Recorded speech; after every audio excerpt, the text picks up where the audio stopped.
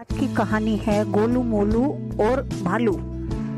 गोलू मोलू और पक्के दोस्त थे। गोलू जहाँ दुबला पतला था वहीं मोलू मोटा गोल मटोल। दोनों एक दूसरे पर जान देने का दम भरते थे, लेकिन उनकी जोड़ी देखकर लोगों की हंसी छूट जाती। एक बार उन्हें किसी दूसरे गांव में रहने वाले मित्र का निमंत्रण आया।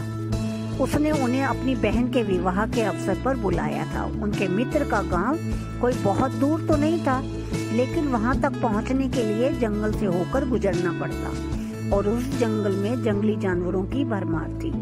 दोनों चल दिए। जब वो जंगल से होकर गुजर रहे थे तो उनके सामने एक भालू आता दिखा। उसे देखकर दोनों भय से थर-थर कांपने लगे।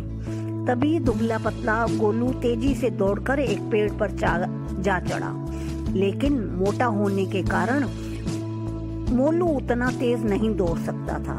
उधर भालू भी निकट आ चुका था। फिर भी भोलू ने साहस नहीं खोया। उसने सुन रखा था कि भालू मृत शरीर को नहीं खाते। वह तुरंत जमीन पर लेट गए और सांस रोक ली। ऐसा अभिनय किया कि मानो शरीर में प्राण है ही नहीं। भालू घुरघुराता हुआ मोलू के पास आया, उसके चेहरे व शरीर को सूंघा और उसे मृत समझकर आगे बढ़ गया।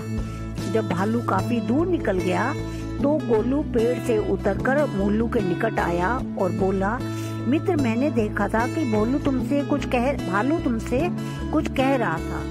क्या कहा उसने?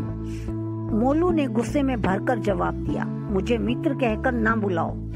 ऐसा ही कुछ भालू ने भी मुझसे कहा। उसने कहा, गोलू पर विश्वास ना करना, वे तुम्हारा मित्र नहीं है। सुनकर गोलू शर्मिंदा हो गया। उसे अभ्यास हो गया था कि उससे कितनी भारी भूल हो गई थी। उसकी मित्रता भी सदैव के लिए समाप्त हो गई थी। शिक्षा: सच्चा मित्र वही है जो संकट में काम आए।